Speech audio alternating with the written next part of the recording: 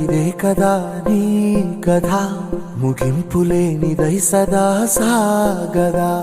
ఇదే కదా నీ కథ, ముగింపులేనిదై సదా సాగదా. నీ కంటి రెప్పలంచున మనస్సు నిండి పొంగిన ఓ నీటి బిందువే కదా నువ్వెతుకుతున్న సంపద. ఒక్కొక్క జ్ఞాపకానికి 100 ఏళ్ల ఆయువుందిగా, ఇంకెన్ని ముందు వేచనో అవన్నీ వెతుకుతూ పదా. మనుష్యులందు నీ కథ మహర్షిలాగా సాగదా.